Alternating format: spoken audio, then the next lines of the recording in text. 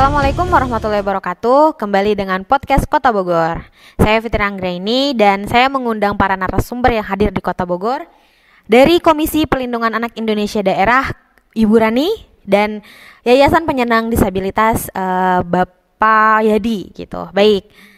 Terima kasih banyak telah hadir dalam podcast kali ini karena podcast kali ini akan mengupas ya hal yang trending atau kejadian trending yang ada di Kota Bogor, khususnya isu-isu pelecehan seksual yang marak terjadi di dunia pendidikan.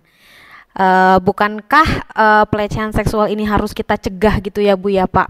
Apalagi anak-anak adalah penerus bangsa ya. Untuk itu menurut Bapak dan Ibu, khususnya menurut Bu Rani nih dari KPAID, kasus yang pernah Ibu tangani di Kota Bogor mengenai pelecehan seksual itu kasus apa saja sih? Khususnya yang terjadi, benarkah kasus ini terjadi di dunia pendidikan bahkan masuk ke dunia pesantren? Ya benar, ada beberapa kasus di satuan pendidikan, termasuk di salah satu pondok pesantren di Kota Bogor. Ini sehingga mengakibatkan para korban menjadi trauma berkepanjangan sehingga mengganggu kondisi perkembangan tumbuh otaknya ya. Ada trauma yang sangat mendalam. Pastinya sangat prihatin dan miris ya. Karena tugas untuk melakukan pencegahan ini bukan tugas orang tua saja, bukan tugas KPID saja, tapi seluruh para stakeholder, yaitu juga harus mengambil bagian daripada pencegahan pelecehan seksual ini yang terjadi di Kota Bogor khususnya ya. Baik, menurut Pak Yadi nih yang hadir dari Yayasan Penyandang Disabilitas, apakah Bapak menemukan tindakan kekerasan seksual atau pelecehan seksual yang terjadi pada anak-anak disabilitas? Betul sekali. Di kami juga sudah terjadi tahun ini ada 2 kasus pelecehan seksual terhadap anak-anak penyandang disabilitas. Untuk itu kami mohon kepada pihak yang berwajib untuk responsifnya untuk lebih cepat lagi untuk menangani kasus-kasus terhadap pelecehan terhadap penyandang disabilitas, karena penyandang disabilitas ini rentan sekali terjadi pelecehan seksual terhadap mereka. Mungkin tadi banyak sekali ya rentan terjadi tindakan pelecehan seksual kepada anak penyandang disabilitas. Kasihan juga ya Pak ya, dan sangat miris sekali gitu bagi anak-anak yang harusnya ruang-ruang aman menjadi tidak aman untuk anak-anak. Menurut Ibu Rani nih, apa sih yang dilakukan oleh pelaku atau apa saja yang melatar belakangi pelaku untuk melakukan tindakan pelecehan seksual, dan dampaknya apa yang terjadi kepada para korban, khususnya keluarga korban, pada korban, bisa dijelaskan? Ya pastinya yang melatar belakangi pelaku untuk melakukan tindakan pelecehan seksual ya ada 2 faktor ya, yaitu faktor internal dan juga faktor eksternal. Faktor internal itu adalah faktor kejiwaan, juga biologis serta moral atau akhlak ya, itu terkait itu.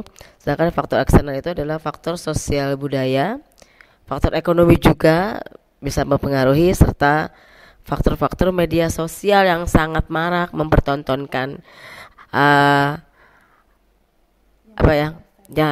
akses pornografi dan lain sebagainya. Dampaknya itu apa Bu kira-kira kepada anak? Dampak korban pelaku pelecehan seksual, dampaknya itu kepada anak terutama itu pastinya memiliki trauma berkepanjangan, stres yang sangat mendalam pasti, sehingga akan mempengaruhi fungsi otaknya.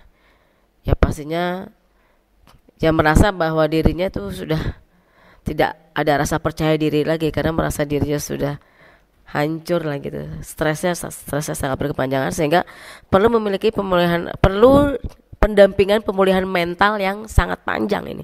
Ini tidak mudah untuk pemulihan mental atau pemulihan stres daripada anak itu. Mungkin ini juga menjadi aware bagi pemerintah ya, khususnya bagi kita selaku masyarakat sipil gitu yang harus tetap mengawasi dan memberantas tindakan pelaku kekerasan seksual.